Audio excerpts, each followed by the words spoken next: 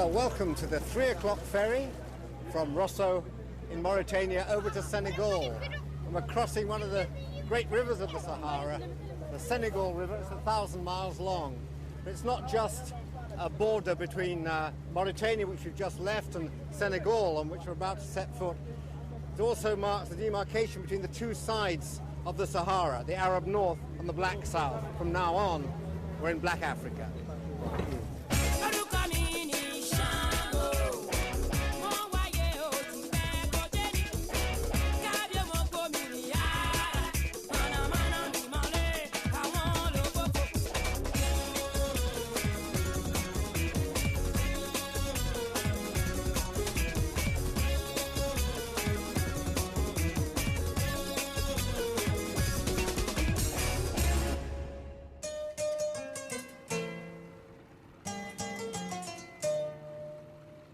Just before it reaches the Atlantic Ocean, the Senegal River swells into a wide estuary. Suddenly, everything is very different from where I've come from. Where there was sand, there's water. Where there were tents, there are warehouses. And where there was only camel meat, there's fish. Fresh, smoked fish everywhere. This is St. Louis in Senegal, founded by the French over 350 years ago. It was the cornerstone of their African empire, created in their own likeness. Even today, stepping off the boat is like stepping into provincial France. It's amazing how little we know about other countries' heroes. In the 1920s and 30s, the French were absolutely captivated by the exploits of the daring young pilots who used to fly enormous distances, solo, by day and night, to bring the mail from France to West Africa and on to South America. One of the most famous of these was Jean Mermoz, when he disappeared into the Atlantic in December 1936. At the age of 36 years old, the whole of France mourned. And Mermoz spent the last night of his life here in the Hotel de la Poste, St. Louis.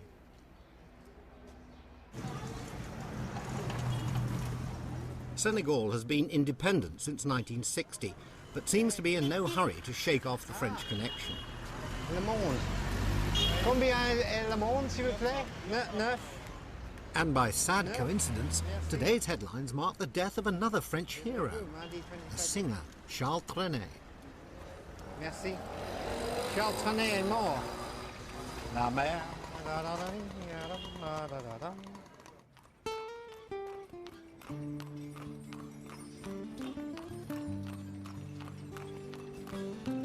There's no shortage of guides to show you around the town, but a pony and trap can quickly become a pony and tourist trap, and I want to look beyond the colonial picturesque for a glimpse of what life is like in modern Senegal. I make for the home of Jacob Yakuba, one of Senegal's best-known artists.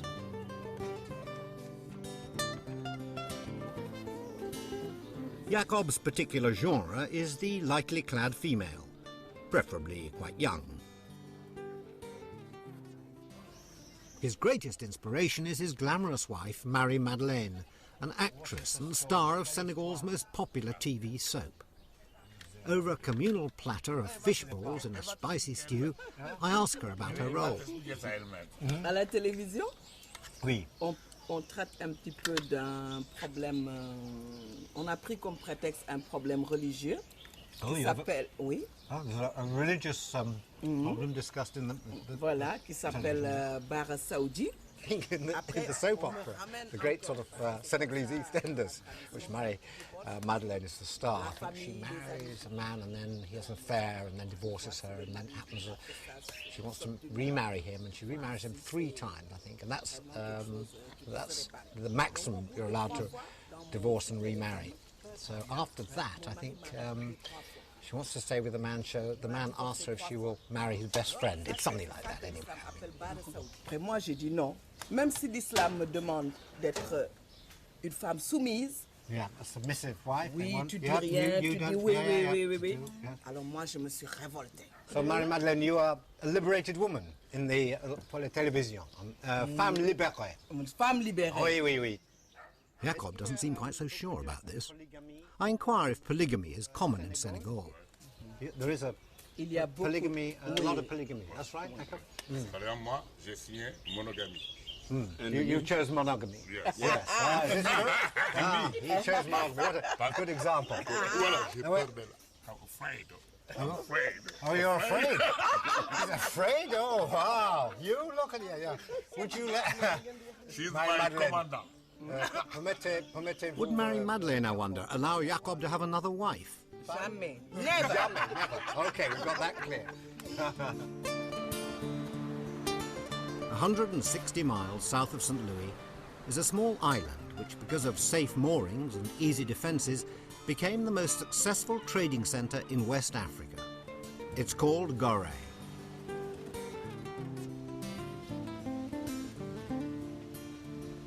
Gorée is still prosperous and attractive, but its beauty conceals an ugly past.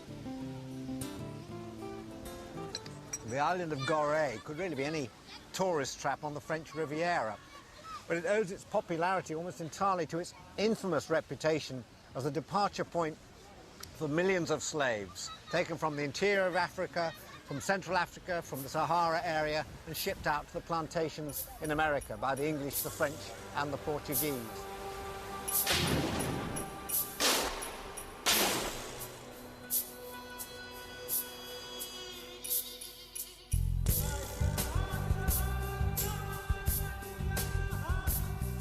No one knows exactly how many slaves the Europeans bought from African traders and shipped out of Gorée. But here in the grounds of the old governor's mansion, they're rehearsing a dance which commemorates the sufferings of many millions.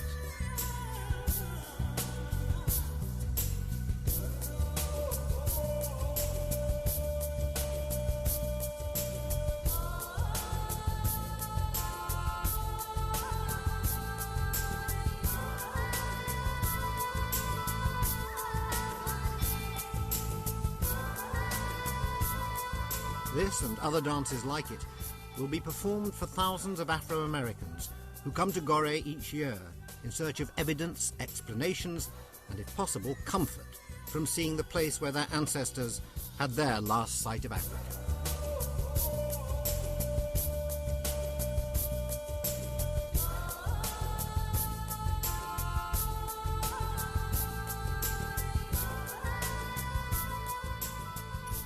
For me, it's time to turn away from the sea and back into Africa. First stop, the Senegalese capital of Dakar, a city of inexhaustible energy. Wrestling is the most popular sport in Senegal, and tonight a crowd hails the Pan-African champion, Morph Adden. Stars like him can fill huge stadiums, but tonight he's here in his own backyard to inspire the local boys.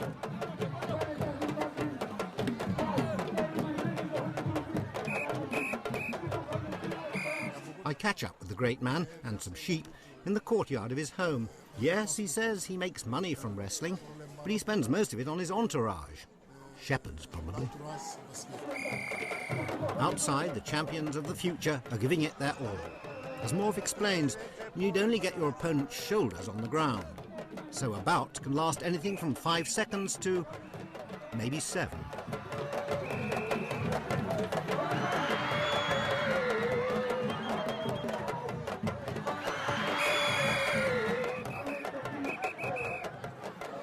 There's such a crowd of competitors that it looks as though it could go on all night, so I make my apologies and slip away.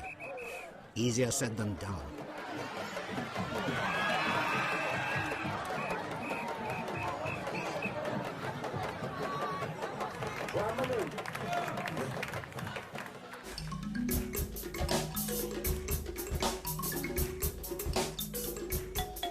Wrestling is not the only alternative to an early night.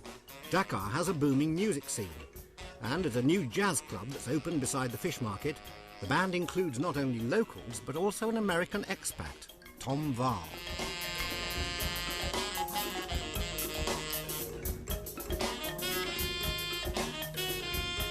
Clubs here, they're kind of they're kind of, you know, they're not so sure that they want to hire a band that doesn't play the local Senegalese music. All right, yeah. And do I need some? Do you think I need some? Well, thank you very much. Thank you. Knew something I didn't know. Ah, the manager. This is the manager. Now, how long have you run this club? 3 months and 21 days. Is this going to be different from the other clubs you've managed? Yeah. Why? Because How different? The other clubs, they were rectangular. Oh, right. I need That wasn't the space. answer I expected, but I like I that. need space. Yeah, need space, yeah. I need it. I'm Lebu from my own origin. You're- I need to see the Lebu. sea. Lebu is a fishing cast. Oh, right. You're Yeah. from the fishing I'm kind of people, fisherman. fishing people, right. Were you a fisherman at one time? I don't catch any shit. I can throw it, but nothing is coming, man. All right, yeah. It's a great evening. Thank you very much This one indeed. is great. Good luck. But Good luck with anyway, everything, according everything to else my you do. age, according to my age. What is your age? I can't believe it. 38? No, 38. Are you crazy? Yes, I'm crazy. I'm 60 years old, man. 60. 60 years 6 old. oh. Just about my age, really. No. I'm older than you. You're very well preserved. He's 60 You're going very on good. 20. You're in good shape. Why do you stay in shape? Yes, well, I try to. But No, you cannot say it. okay, all right. You don't say it. No, I won't say it. No, certainly not. That's it. Anyway, every single night he gets some exercise.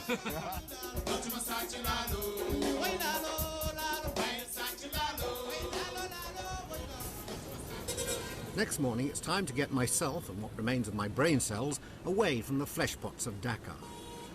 Conveniently, the French built a railway to connect the coast with the centre of their African empire. This is the Bamako Express, one of only 2 trains a week between Dakar and the capital of Mali. And there's a nasty rumour going round it might leave on time. Having followed the desert to its western limits on the Atlantic and tasted the forbidden delights of the big city life in Dakar, we've now got to explore the desert to the east through the city that I think is more synonymous with the Sahara than any other, the city of Timbuktu. The roads are lousy, so we're going to take the train to Bamako in Mali. It's about 36 hours, a mere 36 hours, if it's on time.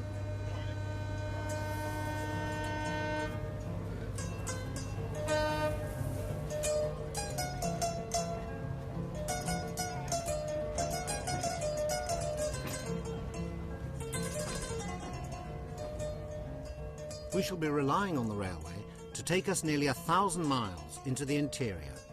And after that, the steam ferry service to carry us up the Niger River to our destination, Timbuktu.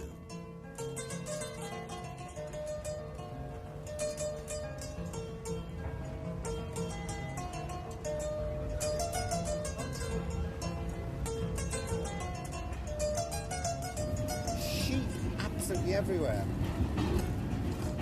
Seem to have totally overrun the city.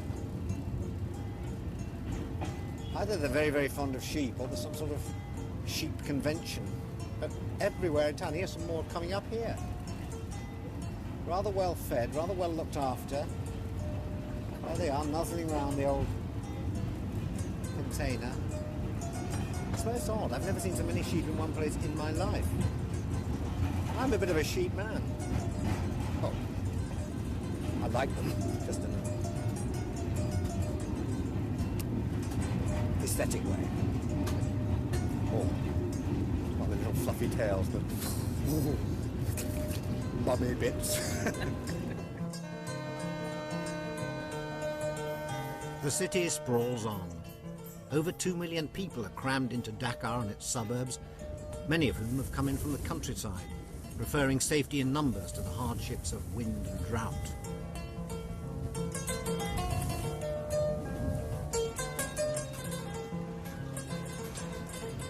This is amazing. It's the most extraordinary shopping mall in the world. It runs for about a mile beside the train here, and everything is here. You've got production over there, people actually making the things. Wholesale and retail down here. It's like a huge department store. You've got handbags, ladies' underwear, food hall. Oh, yeah, that's fantastic.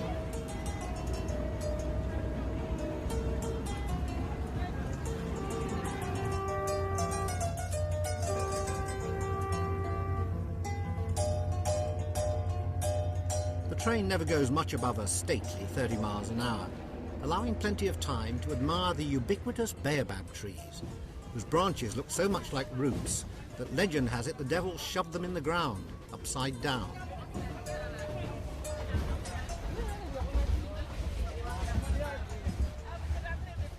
The train is packed, largely it seems with women, all decked out in striking West African style.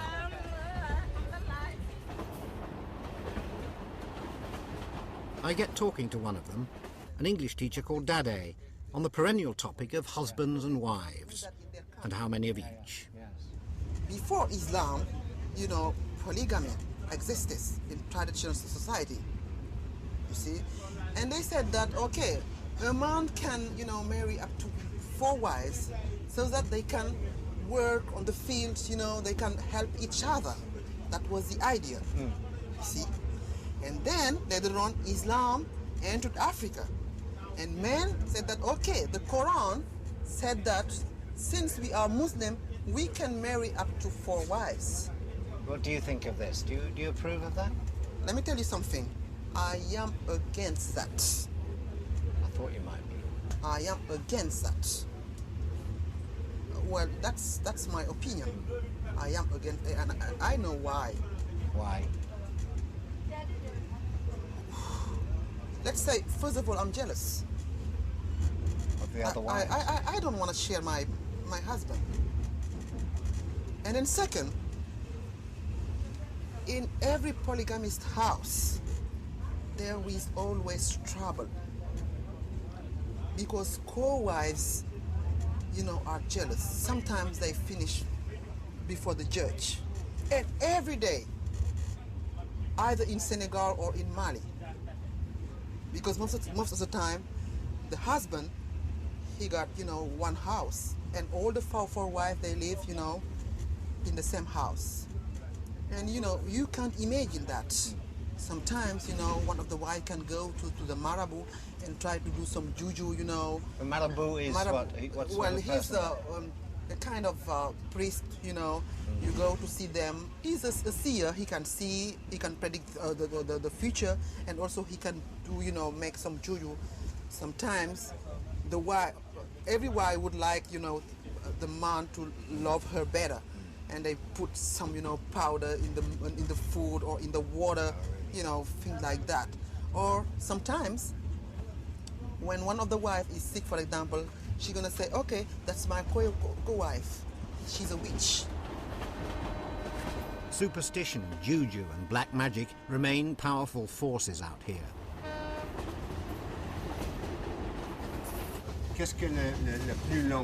At supper, I get down to more mundane considerations, like when the train's going to arrive.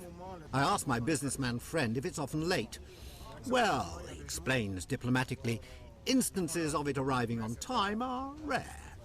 Very rare. Very rare. That's okay. Like the cutlery. Well. Yes.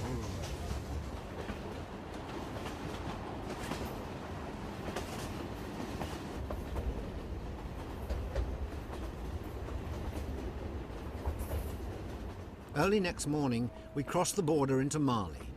Borders aren't taken that seriously here. The main tribal groups are spread across several countries. But the landscape is different. Flat Senegal gives way to the rocky escarpments of Mali. The heat builds, making concentration difficult. Time drags on, and as we climb, we seem to be going slower than ever.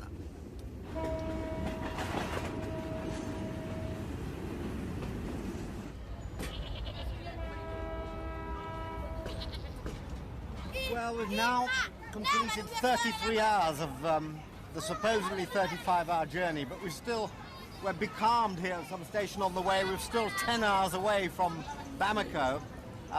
We've stopped because this train came in. It was occupying the single-track line up there. So our progress is a matter of considerable chance at the moment. Whether we'll get there in 10 hours or 15 or 20 hours, we just don't know. It's in the lap of the gods.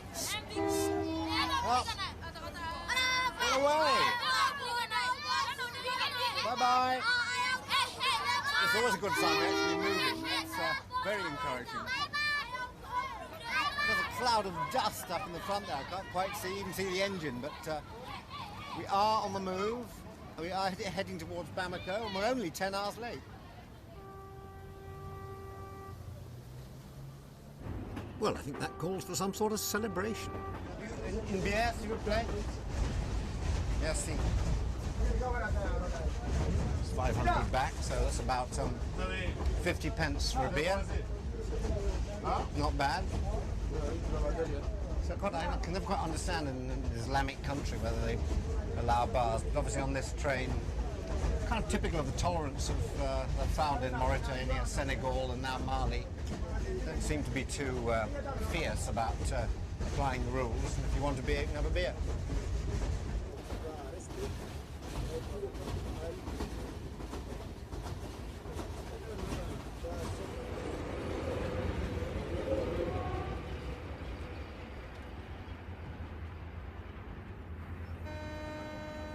After a second, unscheduled night on the train, during which water and most other supplies fail, we finally pull into Bamako just before dawn. I love travel. I love the promise of new places and new faces, but I must admit that on Bamako station this morning, my mask of optimism is as travel-worn as everything else. Well, the only good thing about this moment is we actually got to Bamako. It's something like 5 in the morning, and I feel dazed and confused, and there's still a lot of people here to help me. Yeah. Yeah. Yes. Au revoir. Where you come from?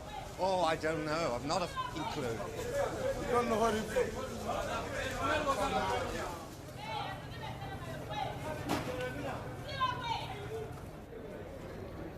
A shower, a shave, and a change of underwear later, I feel the joie de vivre slowly return. Which is just as well, as the streets of Bamako are not for the faint-hearted.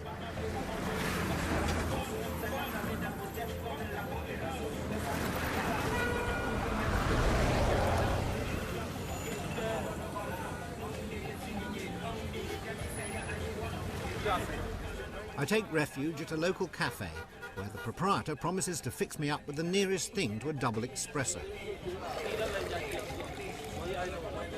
Well, I feel a lot better this morning, you know, a bit of a shave, clean shirt and all that.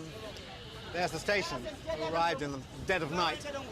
And next to the station is the Hotel de la Gare, where a group called the Rail Band used to meet. The Rail Band was something sort of pioneered by a guy called Toumani Diabaté, a Malian musician, whose album I've been playing for about the last 3 months. It's wonderful music, a fusion between sort of traditional African and contemporary music. And Toumani lives and works in Bamako, so I'm rather hoping I'll be able to see him while I'm here, see how he makes the music.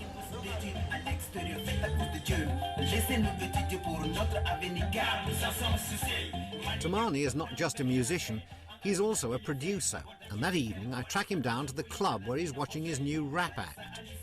The message of their latest track is, believe it or not, getting kids to go to school.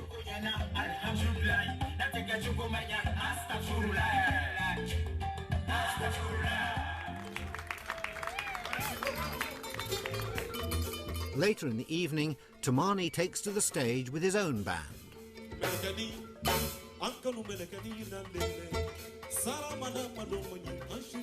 The rhythms and instruments are solidly traditional, featuring the lute-like ngoni, the harp-like kora, and the balafon.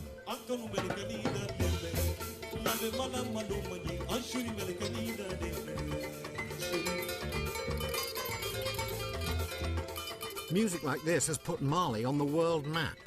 And what's more, it's enabled Toumani to show me around his home city in some style. Outside. Yeah. On the way to his home, he passed the great mosque in the city centre. Then in the market, a fetish stall full of shrunken animal heads shows that Islam still has to coexist with voodoo. But the great treat of the day for me is a masterclass with the man himself.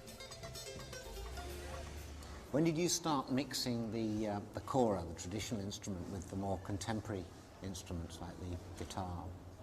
First of all, is to start with traditional song, and from there I was listening to James Brown's music, to Otis Redding's, to Jimi Hendrix, to Johnny Hallyday, also Salif Keita. And so I said, oh, well, the Kora must be, I have to open it a door, new door for the Kora, a universal door for the Kora. Did your father approve of that? Yeah, at the beginning he said, oh, look, you know, the children, they are changing everything, so they're developing. I told him, we had a nice meeting about that. Said, oh, look, I'm not changing the Kora, I'm just developing the Kora.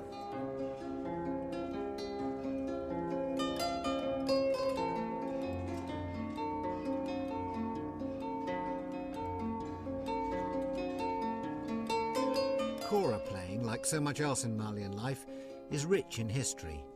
Tamani's family have been Kora players for 72 consecutive generations.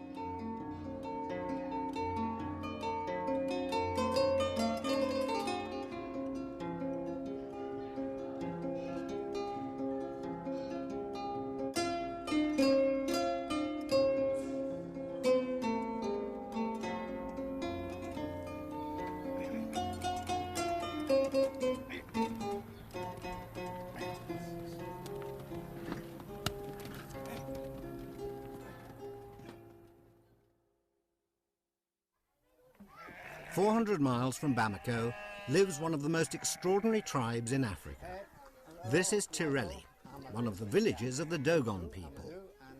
600 years ago, they retreated here from the Islamic invasions and remained until recently cut off from the outside world. But today, the headman of the village welcomes us. Thank you for letting us into your home. That's he said you are welcome. Good. Make yourself like at home. How many wives and children does Chief have?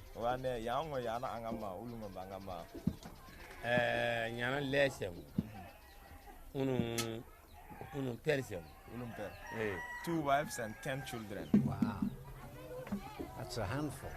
The Dogon culture looks as if it's something that hasn't changed for many centuries. Is it changing fast now that the outside world is taking an interest? Amadou, my Dogon guide, translates for the village chief. Because we were cut off from the world for so long, we developed our own way of looking at the universe. Using the carvings on one of his granary doors, he explains how the Dogon believe the world was created. The god Amar first created the sun, moon and stars, then the earth in the shape of a woman with an anthole for her vagina and a termite mound for her clitoris. He tried to make love to her, but the termite mound blocked his path, so he removed it. He tried again, and this time twins were born. They were half man, half snake, and lived in the heavens. Amma then made a human couple who had 8 ancestors, from whom all of us are made. Okay, so you have also... I'm still trying to get my head round all this when Amadou tells me that the Dogon were not in fact the first people to colonise the escarpment. Before them came the Telem, who lived on the cliff face itself. And this place become now a tomb, a grave, where they bury the people, the Dogon people buried there if someone died. Where is that, up on the cliff? Yes, up there, with the small pool. Yes. And The Telem clearly preferred high-rise living, relying on ropes to get in and out of their homes. It seems incredible that people should have fought each other to live in such a bleak place. Until you remember that 500 years ago, the whole area was covered in forest. Is that what they make that into paste? An echo of those more fertile times is the status Dogon society still accords to the hunter.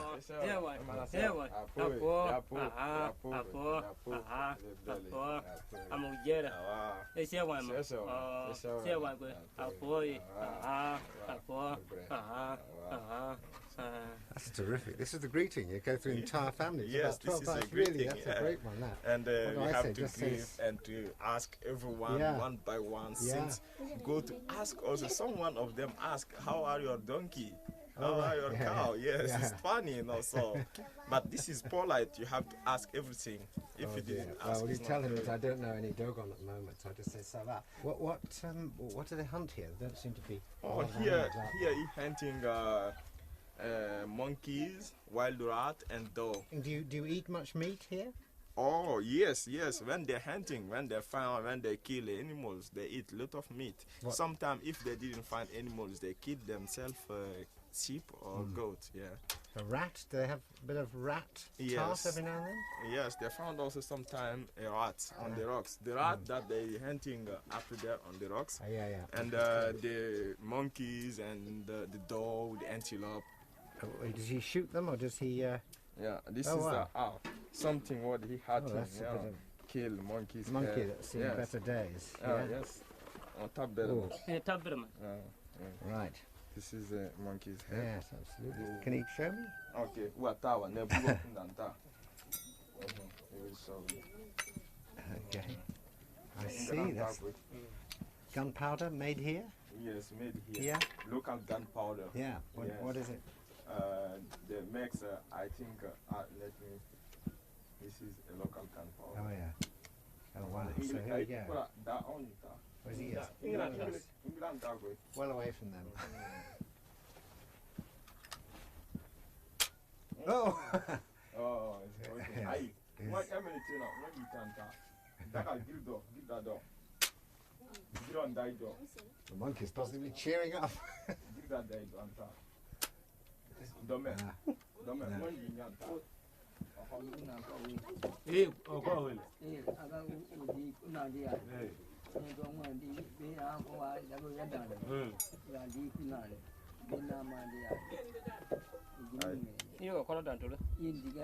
Right. We go again.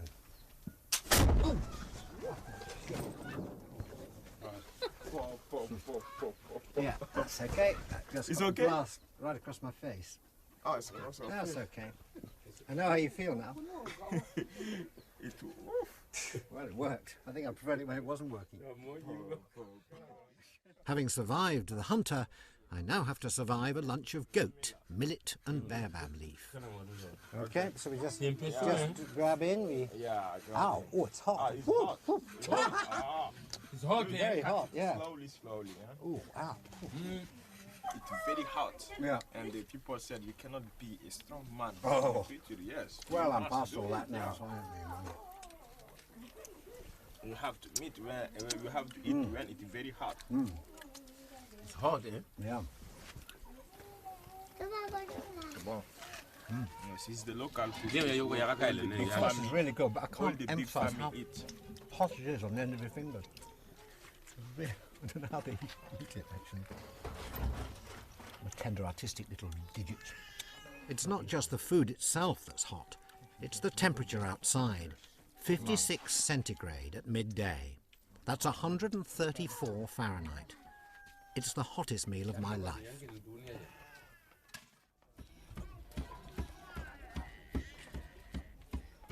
The straw-capped granaries that dot the village contain the millet on which Dogon diet depends. But equally important to their way of life are weapons, door latches and assorted ironmongery produced by the blacksmith, with the help of his 7-year-old daughter.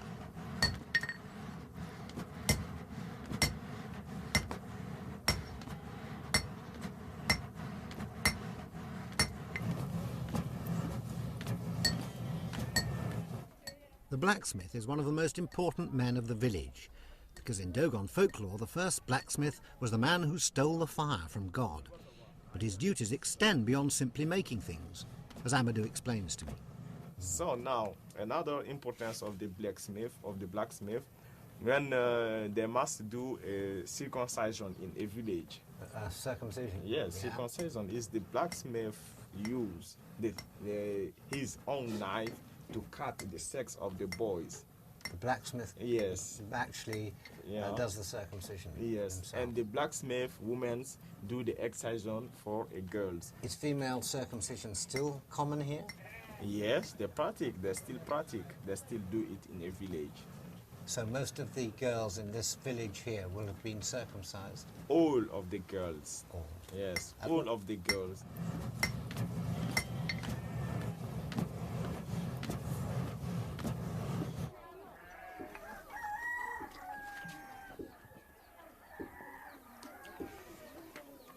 So,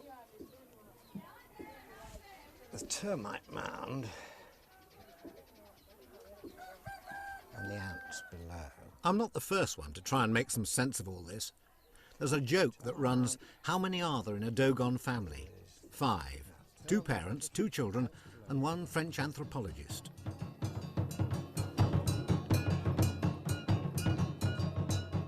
In Dogon country, absolutely nothing is what you expect it to be. This manically joyful dance is celebrating a funeral.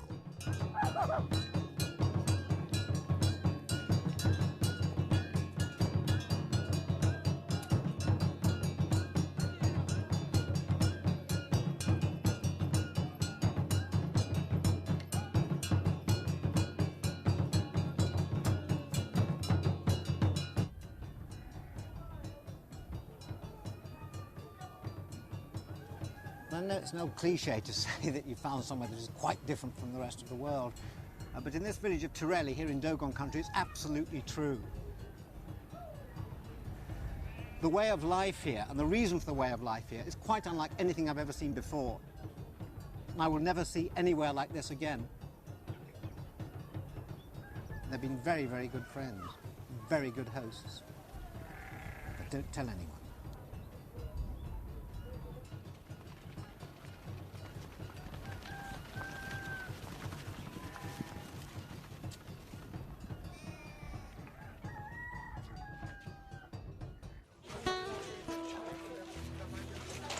The ancient town of Djenné, circled by the waters of the Bani River, is our next stop on the road to Timbuktu. I've hired a mobilette to drive myself around what many consider to be the most beautiful of all the cities of the Sahara. The mosque at Djenné is an architectural marvel, the largest mud-built structure in the world. The streets are fine examples of mud as an art form, graceful and stylish, qualities which in Mali are not confined to the buildings.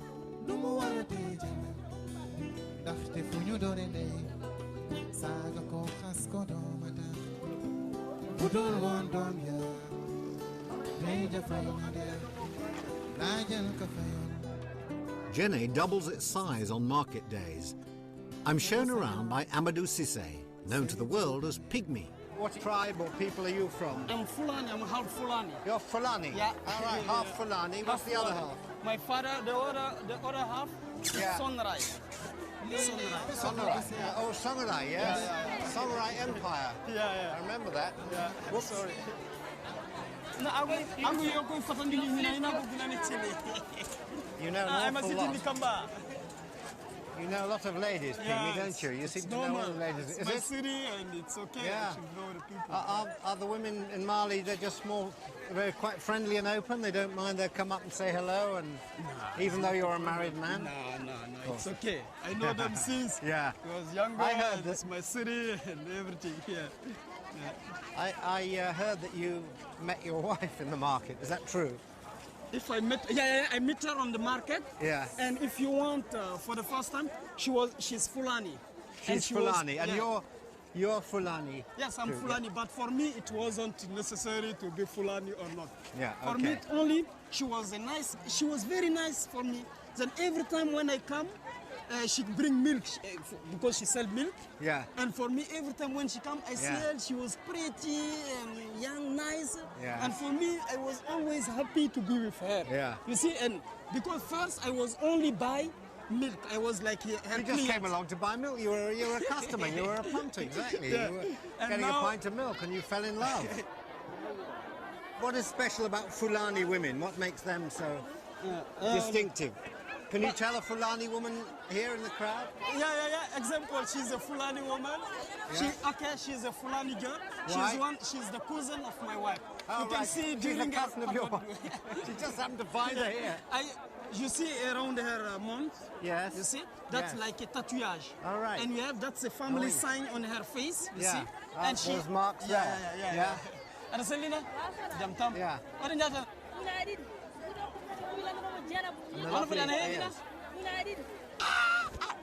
Oh, family problems. Yeah, it's family Family problems. Okay, we don't need to know. I feel that Pygmy is the man to enlighten me on a question that's been on my mind ever since we left Dakar. Sheep. And there are sheep everywhere. I've seen them all my way through Mali. Yeah. What's it about? What's the reason?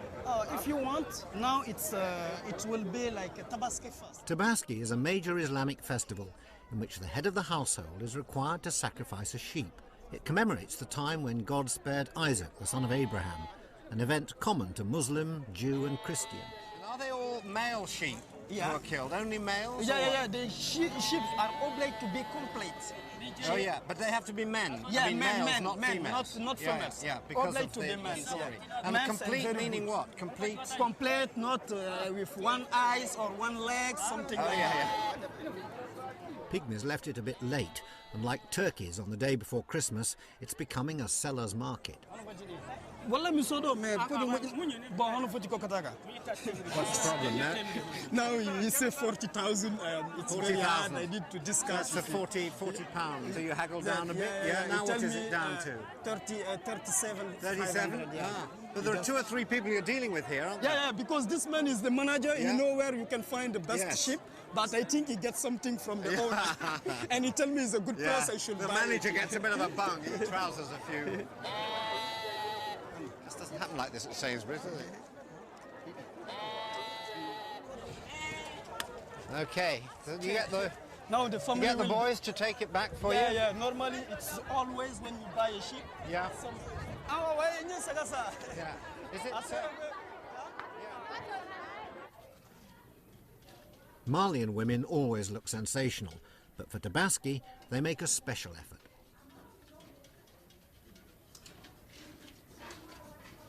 At Pygmy's house, the wife he met over milkshakes in the market is having her feet hennaed by an older woman who suggests there was more to the relationship than simply buying milk. I think there's another side to this story which is much more interesting. You see what she said? What she said? Maybe I will tell you that. All right, you can tell she me. said if you fell in love to a girl and you try one time with her and it's nice, you can't leave her alone. You will follow her everywhere. She says the same thing, but it's not true. For a Malian man and woman, before you get married, are you allowed to have time together? Can you sleep together? Me, her, since the day I get married, I never know her before. Like lovely or sleep together. I never do that with her. Before I get married, never.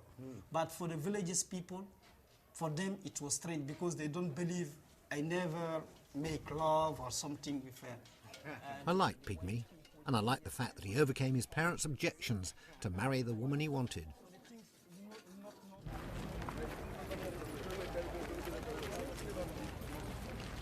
On Tabaski morning, the mosque isn't big enough for everyone, and they gather to worship on open ground at the edge of town. What actually happens now at this ceremony? If you want, normally, today we will pray during the daytime. Yeah. But normally we pray after lunch and in the afternoon. Yeah. But now, because it's like a special ceremony, people will pray around between 9 and 10 o'clock because it's something very special for us.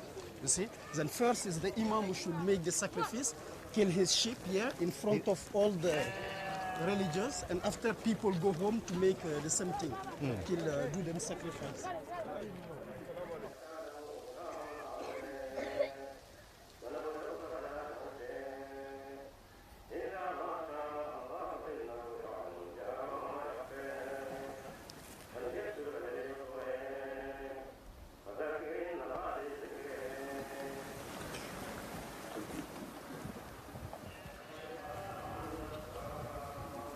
The sheik's looking nervous, like an actor on his first night.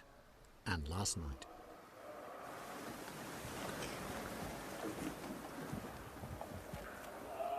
Devotion's done, the sheep is taken to the imam to be slaughtered. Once he's made this first sacrifice, everyone can head home and celebrations can begin.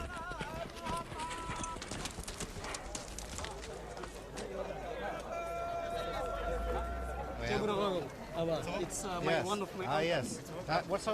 Should I say Samba? What's the greeting? Sambe Sambe. Sambe Sambe. Sambe Sambe. Yeah. Baba,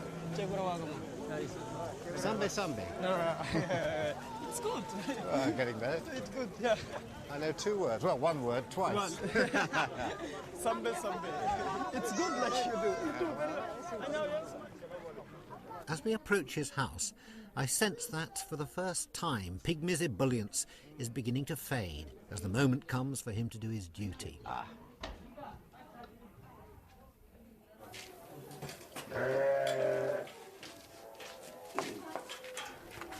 One sheep has already been dispatched by his father. Now it's Pygmy's turn.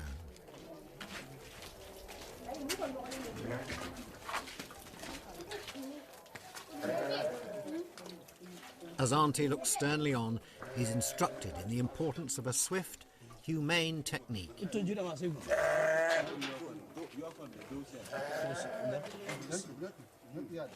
The important thing is the cut must be clean and the sheep must not suffer.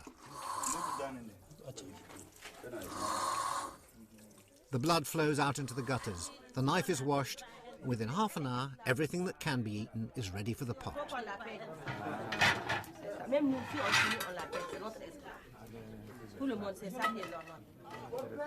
In the finest traditions of African and Muslim hospitality, I'm asked to share the Tabaski feast with them. It's never on time to eat. I don't know why. Well, come on, it's all gone, you know. C'est presque fini. Oh, no, it's Presque fini.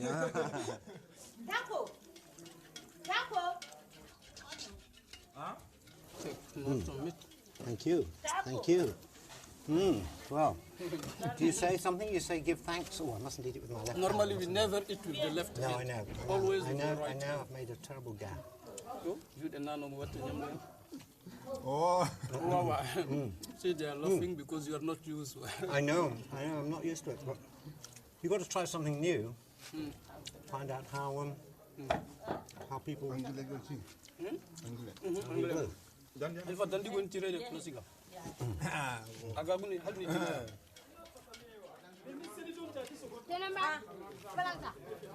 Are all bits of the sheep eaten? No. We eat a part of the sheep and then we give it to, you see on the counter there is some poor people. We distribute them amongst them. And the young boys of the village, I see they get the testicles of the sheep, don't they? Yeah, that's the good luck. It's to make them clever.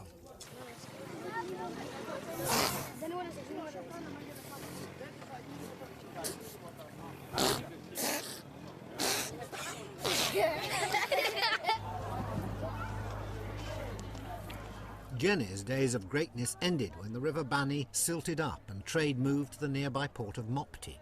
And it's to Mopti that I've come to look for the Timbuktu ferry. The harbour's full of people, but worryingly low on water, leaving raw sewage exposed on the banks. No one but me seems to worry too much. Squalor and beauty coexist quite happily on the Mopti waterfront. I'm relieved to find the Timbuktu ferries are in port, but as I climb aboard, it doesn't exactly look as if they're waiting for the starting gun. When I eventually find one of the pilots, I get rather a shock. Bonjour. Quand est le prochain bateau pour Timbuktu, s'il vous plaît? Juillet. Juillet? Alors, à juillet, juillet, 3 months. 3 mois? Oui. C'est fini? À ce moment, le bateau Arrêtez. pas marche. Ça marche pas. Pourquoi? J'ai passé assez de l'eau. Ah, pas de l'eau. Not enough water. Fair enough. The river isn't deep enough at this time of year to take these heavy steamboats. I shall just have to look for an alternative. Bonjour. Je cherche pinasse pour Timbuktu. The harbour master at Mopti is sympathetic and appreciates that I can't really hang around here for 3 months. He asks around among the captains of the wood-hulled cargo boats, the pinasses, that ply the river. After some negotiation, he finds one that will take us, the Pagu Manpagu. It leaves tomorrow.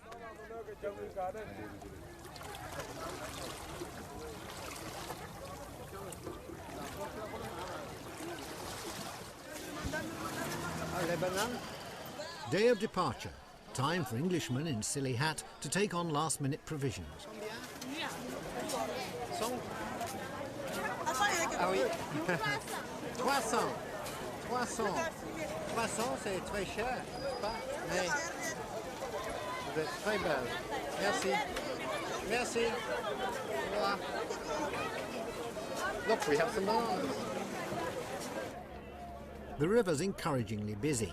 Indeed, it looks as if we'll be leaving in the middle of rush hour.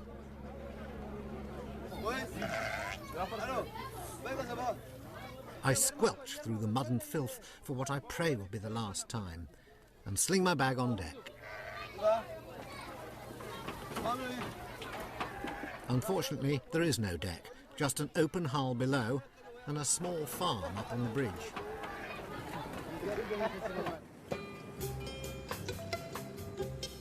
There's no denying the sense of anticipation as we finally get underway. Past my stranded ferry boat and out to join the Sahara's most famous river. Well, I'm now at last on the Niger River, which runs in a great curve from the hills of Guinea right out into the desert and then back into Nigeria.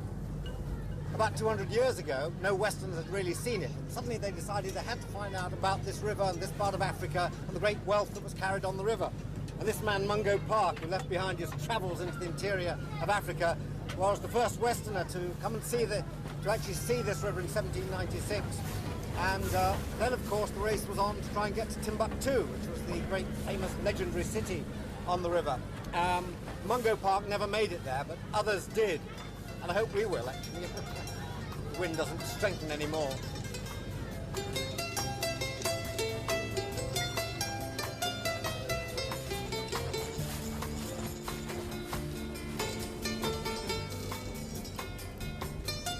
There's no restaurant as such on board, but food is always available from the kitchen, which is, well, just about anywhere.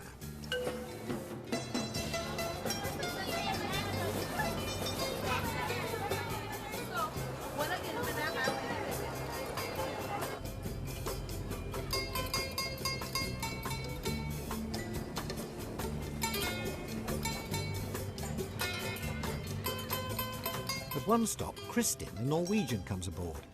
She's been living in Mali for several years, studying Fulani women and their customs.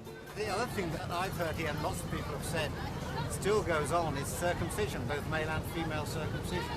Is that true from your experience in the society? It's very hard to resist and to fight against the circumcision. And to be a woman here, you should be circumcised.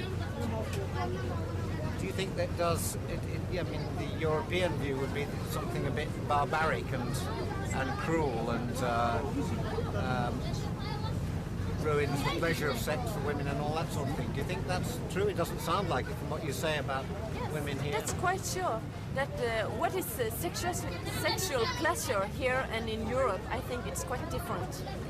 And we have a tendency of thinking that sexual pleasure is quite...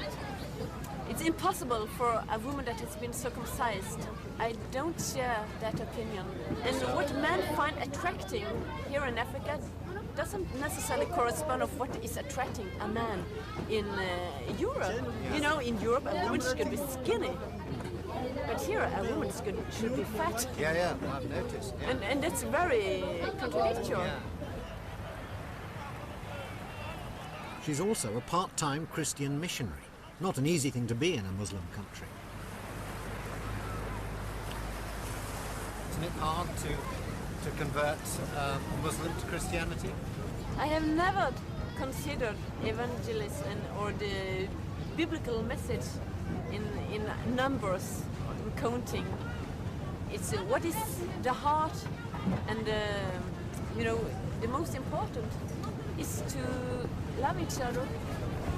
So if people in seeing me acting understand that and are asking me questions, I will respond them. And if we go into a dialogue, then it's fine. I think we're running aground. I think we've run aground. We run aground. This is a hazard of going up the Niger River. It looks very wide, but it's very, very shallow, and exceedingly shallow at this point, don't you think? Because obviously it's a sandbank. It's not profound at all. What? It's very common. Is it? Yes, it's very Okay, common. so they're going to push us off with those great big poles. Yes, I think. Yeah. You travel up the Niger a lot? Yes. Do you? Yeah, I love it. It's given me a great satisfaction. Yeah. It's so cold. Calm. Calm. Yes, it is very tranquil at the moment, isn't it? It's so extraordinary, actually. As the mighty river Niger is revealed to be barely waist deep, there's not much to do but find out a little more about each other. Have you any idea of the number of converts, of people who have converted to Protestantism? I know.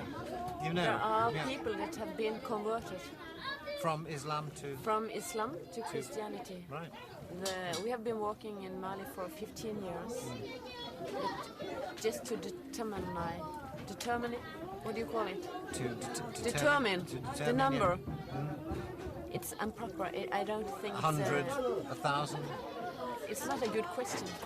It's like, it's not what it's about at all, the numbers. Even though it was 100 or 1,000 or even 1, it's the same thing. The most important are to be present and to act in society and to get people to see what we are doing. No.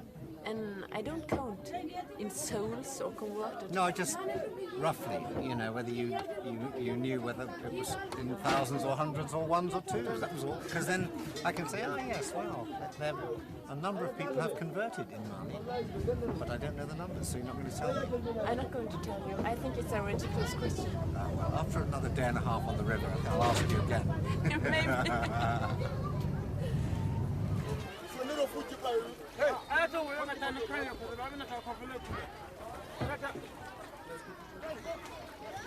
Perhaps not surprisingly, Kristin jumps ship to avoid any further questions and goes ashore on a local fishing boat, which is probably just as well, as there's only one hammock. Well, that's about 6:35, night falling over Africa, and we're still on the same sandbank. We're stuck on the way. I was talking to Christina, so I don't know how long it's going to be. It'll be all night, but it's very comfortable in hammock class. Well, no one ever said getting to Timbuktu would be easy. So what more can an Englishman do but lie back and think of Africa?